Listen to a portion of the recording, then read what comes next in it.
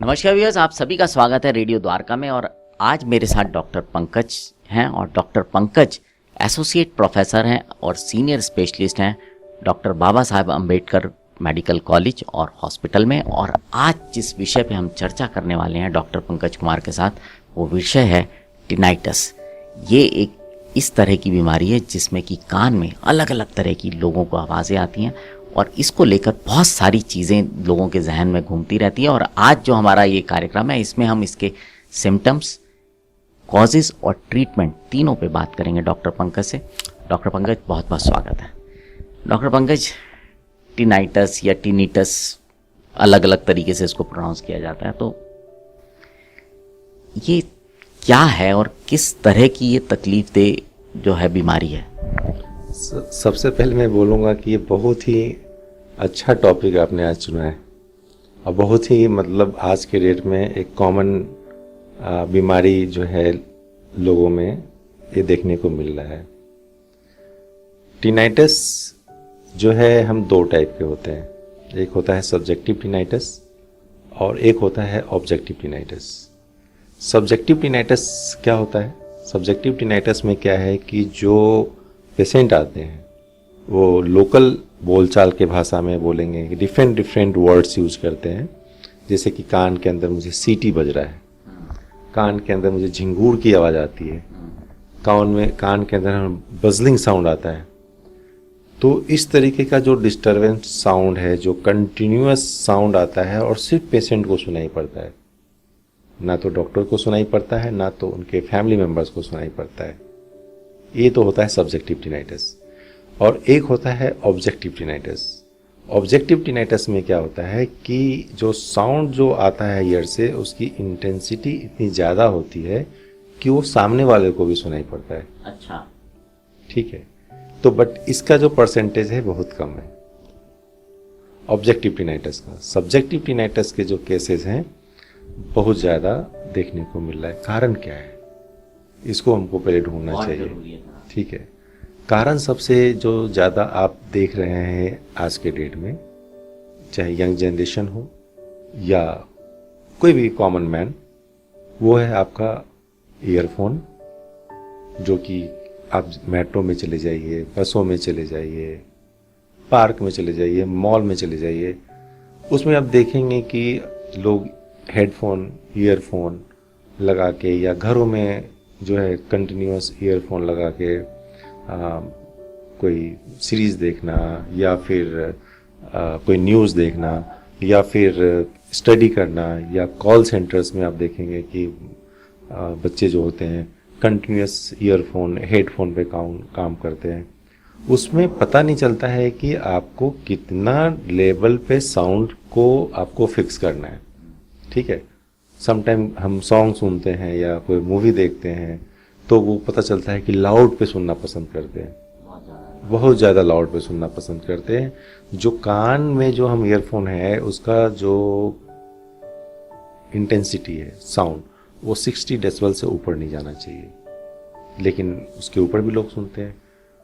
लोग आज के डेट में लाउड म्यूज़िक होता है, चाहे वो हमारे फंक्शंस हों, घर के फंक्शन हों, शादियाँ हों, उसमें आप देखते हैं लाउड म्यूज़िक होता है।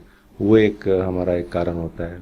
दूसरा होता है कि हमारे कोई हार्मोनल चेंजेस तो नहीं है, जैसे कि थायराइड के जिनके प्रॉब्लम्स होते हैं या जिनको डायबिटिक का प्रॉब्लम है। सबसे कॉमन आज के डेट में स्ट्रेस, जो स्ट्रेस हमारा जो है वर्क स्ट्रेस है, वो भी कॉमन फैक्टर्स है आज के डेट में टिनाइटस का। ठीक है।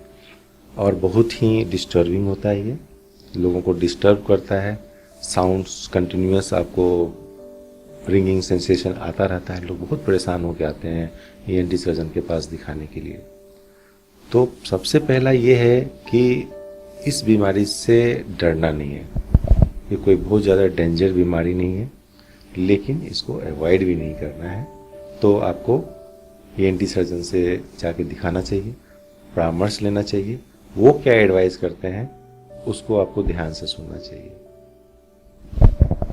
अच्छा, अगर हम बात करें इसमें ट्रीटमेंट की, अगर मैं बात करूं डॉक्टर पंकज, तो किस तरह के ट्रीटमेंट्स हैं जो लिए जा सकते हैं? उसके बाद मैं आपसे एक सवाल और लूँगा कि जिन लोगों को टिनाइटिस की समस्या होती है वो बेसिकली किन चीज़ों को अवॉइड करें। लेकिन उससे पहले मैं ट्रीटमेंट पे थोड़ा सा बात करना चाहूँगा। देखिए, कोई भी हम ट्रीटमेंट करते हैं तो सबसे पहला पार्ट आता है इन्वेस्टिगेशन। ठीक है, तो जो भी टिनाइटस के पेशेंट आते हैं उसको सबसे पहले हम लोग उसका हेयरिंग असेसमेंट करते हैं। ठीक है, कि उनका हेयरिंग टिनाइटस के साथ साथ कहीं हेयरिंग लॉस तो नहीं हो रहा है। ठीक है, तो उसके लिए हम लोग प्योर टोन ऑडियोमेट्री करते हैं, जो हमारे ऑडियोलॉजिस्ट करते हैं। फिर उसमें देखते हैं कि अगर कोई हेयरिंग लॉस है तो टिनाइटस एसोसिएटेड विथ कोई और डिजीज तो नहीं हो रहा है उनको। सपोज कोई ट्यूमर तो नहीं आ रहा है, कोई नर्व कंप्रेस तो नहीं हो रहा है, ठीक है, मीनियस डिजीज तो नहीं है। तो ऐसे बहुत सारे डिजीज होते हैं जिसमें कि tinnitus along with hearing loss होता है। तो हम ऑडियोमेट्री करेंगे। अगर ऑडियोमेट्री में पता चलता है कि उनका हेयरिंग लॉस नहीं है बट साउंड आ रहा है, रिंगिंग सेंसेशन आ रहा है, झिंगूर की आवाज़ आ रही है, बजलिंग साउंड आ रहा है, डिस्टर्बिंग साउंड आ रहा है, ऑडियोमेट्री टेस्ट हो गया। फिर उसके बाद उनका हम कंप्लीट ईयर एग्जामिनेशन करते हैं। कोई कान के पर्दे में सुराख तो नहीं है, कोई पस तो नहीं आ रहा है, कोई वैक्स तो नहीं है, कोई ऐसी कोई एबनॉर्मलिटीज़ तो नहीं है ईयर के अंदर। इसमें जो सबसे बड़ा जो है ट्रीटमेंट, आपको काउंसलिंग ही करना है पेशेंट का। बहुत सुपर डुपर कोई ट्रीटमेंट है ही नहीं इसके अंदर। आपको काउंसलिंग करना है कि सबसे पहला बात कि ये कोई गंभीर बीमारी नहीं है। दूसरी बात, इस बीमारी को आप भूल जाइए। तीसरी बात, इससे आपका कोई भी चीज़ ज़्यादा डिस्टर्ब नहीं होगा। पहले काउंसलिंग कीजिए, उसके बाद लगता है कि नहीं अभी भी है, तो फिर हम लोग उनको थोड़ा सलाह करते हैं कि जो टिनाइटस और रिंगिंग साउंड आप देखेंगे जनरली पीसफुल जगह पे होता है, शांत इन्वायरमेंट में। और स्पेशली जब हम सोने जाते हैं तो उस समय ये साउंड आपको ज़्यादा डिस्टर्ब करेगा, क्योंकि हर चीज़ शांत होता है। तो हम कैसे उसको अवॉइड करें, कैसे कम करें? तो आपको मास्किंग करना है, साउंड क्रिएट करना है। ठीक है, जैसे आप अकेले ऑफिस में बैठे हैं और आपको रिंगिंग सेंसेशन स्टार्ट हो गया, तो आपको कुछ करना है कि आप यू प्ले म्यूज़िक, कोई गाना बजा दीजिए या कोई भजन बजा दीजिए, या आपका कोई एसी है या फैन है या कुछ भी है, उसको साउंड रूम के अंदर क्रिएट करना है कि जो बाहर का साउंड है वो अंदर के साउंड को सप्रेस कर दे। दूसरा ये चीज़ है कि आजकल ऐप भी आता है हमारे मोबाइल में। ठीक है, उस ऐप को भी डाउनलोड कर सकते हैं। उससे क्या करना है, मास्किंग करना है। जो साउंड हमें आ रहा है उस ऐप के द्वारा साउंड क्रिएट कर सकते हैं आप मोबाइल से। ठीक है, जैसे जैसे आपको लगता है कि अभी भी सुनाई पड़ रहा है तो उसको 30 डेसिबल पे ले जाइए, फिर 40 डेसिबल पे ले जाइए, फिर 50 डेसिबल पे ले जाइए, फिर 60 डेसिबल पे ले जाइए। तो वो क्या करेगा, जो आपका अंदर का साउंड है उस साउंड को वो सप्रेस कर देगा। और ये ज़्यादा देर नहीं, 5 मिनट भी करते हैं तो उसके लिए काफ़ी आपको इमीडिएटली रिलीफ मिलेगा। ठीक है, तो एक तो साउंड ये क्रिएट करना है ऐप के द्वारा। अच्छा डॉक्टर साहब, वो ऐप का नाम बताना चाहेंगे आप? ऐप कॉमन टिनाइटस ऐप आप कोई भी करेंगे तो उसमें आप प्ले स्टोर पे जाके आप उसको डाउनलोड कर सकते हैं और उससे जस्ट साउंड आप क्रिएट, आपको खुद ही पता चलेगा साउंड उसमें इंक्रीज करने का आपको ऑप्शन आएगा। आप जब उसको लगाएंगे तो आपको जो है अच्छा लगेगा उसमें, और वो साउंड भी सप्रेस होगा। जब रात में जब ज़्यादा आता है तो उस समय भी आप कुछ, जैसे सीलिंग फैन है उसकी स्पीड बढ़ा सकते हैं, या एसी जो विंडो एसी होता है उससे भी, कूलर है तो उससे भी सप्रेस करेगा। और सबसे बेस्ट होता है जो हमारा टेबल क्लॉक आता है, जो हम बचपन में जो पढ़ते थे जिसमें टिक टिक टिक की आवाज़ आती थी, वो अपने बेड साइड पे ज़रूर रखिए। उस टिक टिक की आवाज़ से जो है आपका माइंड उस टिक टिक की आवाज़ पे जाएगी, ना कि आपके कान के अंदर जो आवाज़ आ रही है उस पे आएगा। मेडिसिन वाइज अगर आप देखते हैं कि मेडिकल ट्रीटमेंट में हम क्या कर सकते हैं, तो इसका बहुत ही साइंटिफिक और बहुत ही मतलब कोई ऐसा हम एंटीबायोटिक दे दें या कुछ दे दें, हाँ, तो उस पर देखना है। मोस्ट ऑफ द टिनाइटस जो होता है देखा जाता है कि जिनको जुकाम रहता है, नाक बंद रहता है, छींक आती है, हाँ, तो वो भी एक वजह होता है टिनाइटस का। उसमें हम लोग नेज़ल जो स्टेरॉइड स्प्रे आता है, ट्रॉपिकल नेजल स्टेरॉइड, वो स्प्रे देने से नाक के अंदर जो स्नीजिंग या कोई भी ऐसा जुकाम नज़ला है क्योंकि जो नाक और कान का जो है हमारा कनेक्शन अंदर से कनेक्टेड है, तो उसके अंदर कोई भी चीज़ होता है तो वो जो स्प्रे है उसको हम लोग 15 डेज देते हैं। कुछ मेडिकेशन जो न्यूली लॉन्च हुए हैं, अच्छे मेडिसिन है, लॉन्ग ड्यूरेशन तक खाना पड़ता है, एटलीस्ट आपको 3 मंथ्स 2 मंथ्स तक वो दवाई खाना पड़ता है। तो एज़ पर ENT डॉक्टर के परामर्श से ही आप स्टार्ट किए, उनके सुपरविजन में ही, उनके फॉलोअप में ही आप उसको ले। अगर कोई लगता है कि कोई ऐसी बीमारी, थायराइड की बीमारी है या कुछ है, तो उसका जांच कराइए, अपने डॉक्टर से आप मिलिए। डायबिटीज़ है तो अपने डॉक्टर से मिलिए। तो ये सब कारण है और ये सब ट्रीटमेंट और उपचार है जिससे आप इस चीज़ को अवॉइड कर सकते हैं और बच सकते हैं। अच्छा डॉक्टर पंकज, आपसे एक चीज़ समझना चाहूँगा जो मेरे को लगता है बहुत महत्वपूर्ण है। जिन लोगों को ये शिकायत है, टिनाइटिस की समस्या है, उन लोगों को क्या चीज़ अवॉइड करनी चाहिए ताकि ये और ना बढ़े?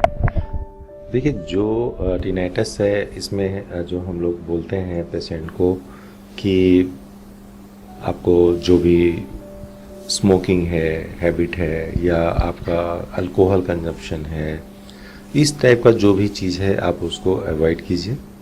दूसरा एक चीज़ है कि सर्दी, जुकाम, नज़ला, साइनोसाइटिस का कोई प्रॉब्लम है तो उसका आप प्रॉपर तरीके से आप इलाज कराइए। सबसे इम्पॉर्टेंट जो मैसेज मैं देना चाहता हूँ आज के जो भी लोग, हमारी यंग जनरेशन है, कि जो भी आप ईयरफोन लगाते हैं या हेडफोन लगाते हैं उसका इंटेंसिटी 60 डेसिबल से ऊपर ना जाने दें। आज के जो एंड्रॉयड फ़ोन आता है उसमें अलार्म भी रहता है, ठीक है, कि साउंड अगर आपका एक्सीड होता है तो आपको वो इंडिकेशन देगा कि रिड्यूस करना है साउंड को, तो उसको आप फॉलो करें। तीसरा, जो भी लाउड प्लेस पे आप जब जाते हैं, हाँ, जैसे कि आप कोई म्यूजिक प्रोग्राम चल रहा है या जहाँ डीजे की साउंड बहुत ज़्यादा तेज़ चल रही है, तो वैसे जगहों को थोड़ा सा आप अवॉइड करें। तो इन सब चीज़ों से जो है आप बच सकते हैं टिनाइटिस से। नहीं तो ये परेशानी जो है आपको बढ़ेगी और बहुत ज़्यादा आपको परेशान नहीं होना है, ठीक है। समय के साथ ये ख़त्म भी हो जाता है, बशर्ते कि आप इसका, जैसा मैंने आपको पहले सलाह दिया कि ईयर मास्किंग करना है, साउंड क्रिएट करना है।